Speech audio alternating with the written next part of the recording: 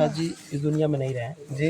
इस प्रकरण को लेकर क्या कहना चाहते हैं? प्रकरण को लेकर ये सोची समझी प्री प्लान्ड एक राजनीतिक हत्या है। इसको सुसाइड भी नहीं कहा जाएगा। और इसमें उत्तर प्रदेश सरकार के मंत्री का परिवार, उनकी पूरी पार्टी लीपापोती करने में लगी हुई है।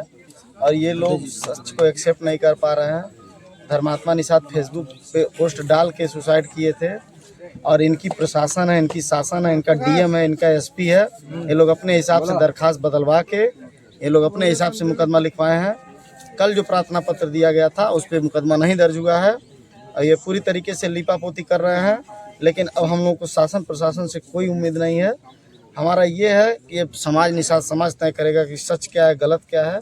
ये लोग अपने आप के मुकदमे से बचने के लिए तरह तरह का जो षड्यंत्र कर रहे हैं पूरा समाज देख रहा है। इसका माकूल जवाब देगा। शासन सत्ता का क्या दबाव रहा है? शासन सत्ता का 100% दबाव है। और जिसके प्रभाव में एप्लीकेशन में जिनका नाम था वो मुकदमा ही नहीं दर्ज करके अपने हिसाब से डीएम और एसपी साहब ने मुकदमा दर्ज एप्लीकेशन लेके मुकदमा कल का एप्लीकेशन कैसा था? कल के एप्लीकेशन में सारा कुछ क्लियर था। आज डीएम साहब खुद बैठ के अपने किनको सामने आरोपित किया गया था? किनको प्रमाण? डॉक्टर संजय निषाद, पूर्व सांसद संत कबीरनगर प्रवीण निषाद, विधायक चौरी चौरा श्रवण निषाद। इनका नाम स्वयं धर्मात्मा निषाद ने अपने मरते समय अपने पोस्ट से फेसबुक वॉल से पोस्ट करके मरे हैं। दरवाज़ा उनका लॉक था, उनके परिवार के लोग खोले हैं। ठीक है, अब इससे बड़ा प्रत्यक्ष को प्रमाण की जरूरत क्या है? आज के एप्लीकेशन में क्या रहा? एप्लीकेशन में डीएम साहब ने कहा कि वो मंत्री हैं, हम उनके खिलाफ कार्रवाई नहीं कर सकते, हमको ऊपर से आदेश लेना होगा। और आप लोग एक व्यक्ति को नॉमिनेट कर दीजिए जो किसी पद पे नहीं है। वो भी इनका मित्र था धर्मात्मा का, जयप्रकाश निषाद नाम है। उनके परिवार को आर्थिक सहायता के लिए क्या? उनके परिवार के आर्थिक सहायता के लिए उन्होंने बोला है कि इस परिवार को एक सरकारी नौकरी देंगे और आर्थिक कुछ हम इनसे जो हो सकता है वो आर्थिक सहायता और आवास और जो है कि पट्टा वट्टा जमीन के पट्टे के आसपास। जयप्रकाश की बात कर रहे थे क्या?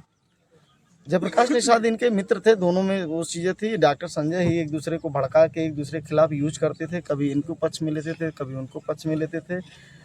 जो धर्मात्मा निषाद ने अपने पोस्ट में लिखा है कि जेपी कहते थे कि मैं श्रवण निषाद के आदेश पे मुकदमा दर्ज करवाया। और श्रवण निषाद इनके घर आए थे तो ये कहते थे कि जेपी अपने मर्जी से फ़ोन किए थे। तो ये दोनों लड़ाने का काम हो गया ना। तो ऐसा है जो चीज़ें आपको जाननी है उनका धर्मात्मा निषाद का पोस्ट आप पढ़ लेंगे, उसमें सब आपको क्लियर हो जाएगा।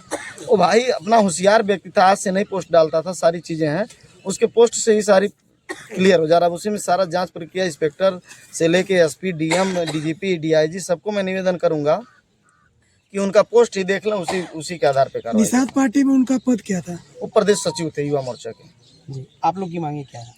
मांग ये है कि इस तरीके से गलत है। कोई भी व्यक्ति अगर किसी को प्रताड़ित मानसिक करता है तो हमारे संविधान में उसके विरुद्ध जो धाराएं बनती हैं उसके दर्ज करके उनके खिलाफ कानूनी कार्रवाई होनी चाहिए। और ये बहुत धर्मात्मा निषाद अब जैसे लोग हर समय में गॉड गिफ्टेड थे।